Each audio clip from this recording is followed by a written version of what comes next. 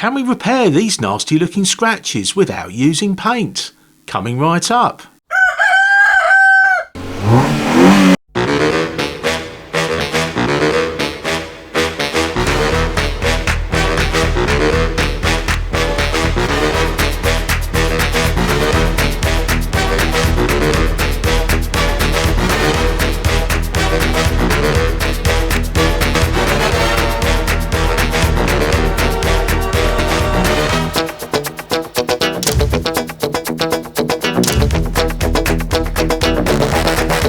Welcome to the Car Nut Repairs. In today's episode I'm going to show you how I go about repairing these nasty looking scratches without using paint.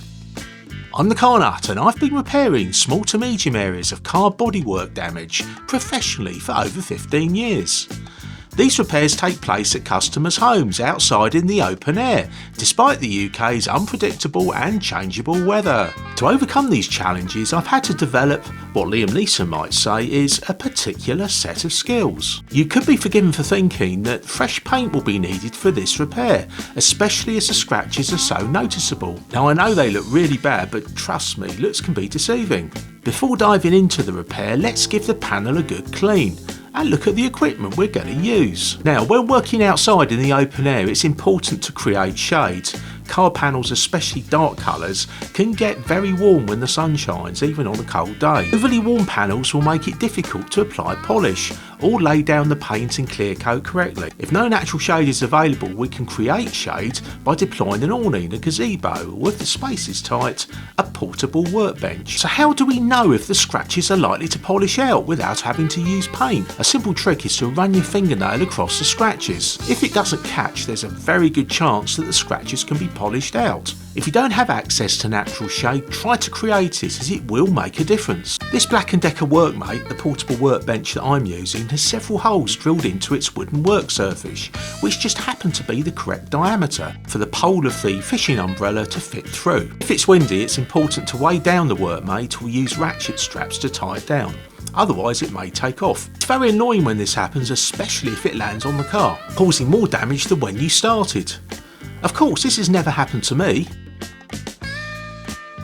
It's useful to have a can of panel wipe solution and some applicator wipes to remove any stubborn contaminants which may still be present after washing the car. We need some compound polish to help cut back the clear coat and some final polish to restore the shine and help protect the clear coat. And a couple of good quality clean microfiber cloths to apply the compound and the polish.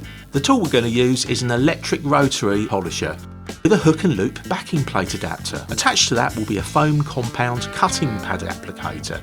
This particular one is in green, and also a foam final polish pad applicator, and this particular one is in blue. Next, a spray bottle containing water, can be just tap water, to keep any polishing or cutting pads lubricated during the polishing process. For the brave who are willing to push the envelope, an orbital electric sander, ideally one of the small ones, 75 to 77mm or 3.5 inches in diameter, and on this we use P2000 or P1000 abrasive pads to cut back the more stubborn scratches that don't fully polish out. Some dust sheets, masking paper and masking tape to protect the adjoining panels from polish splatter. A pair of glasses or eye protectors to protect your eyes. Now it's very important not to push too hard when using an electric polisher.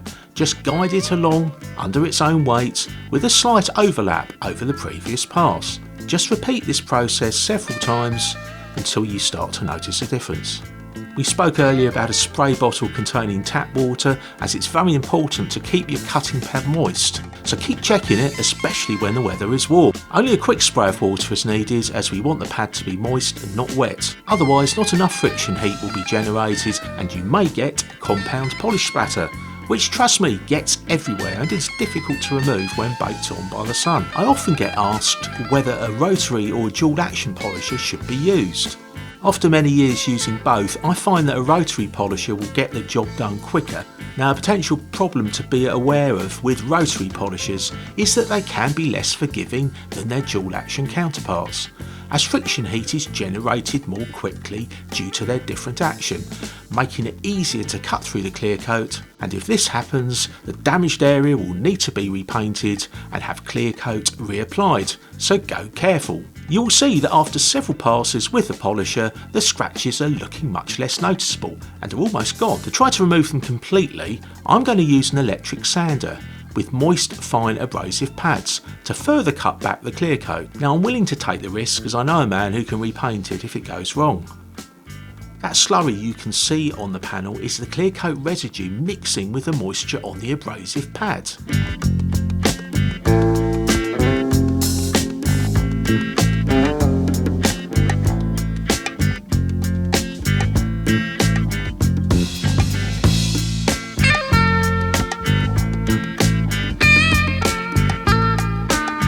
Next, let's repeat the compound cutting process from before.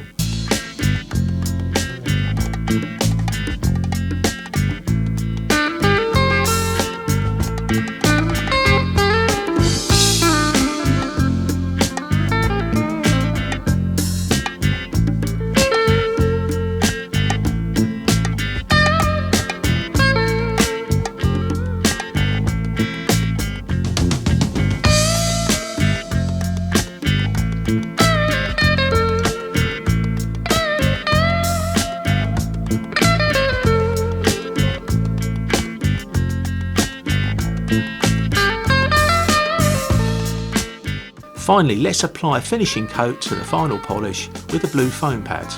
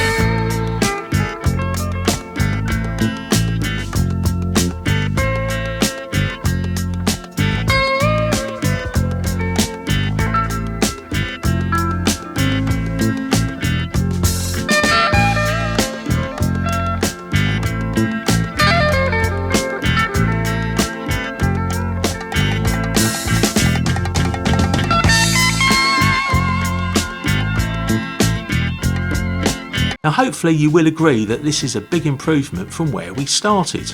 In the next video I'll show you how I go about repairing a scuffed bumper corner, which will involve applying paint and clear coat. Thanks for watching and I hope to see you next time.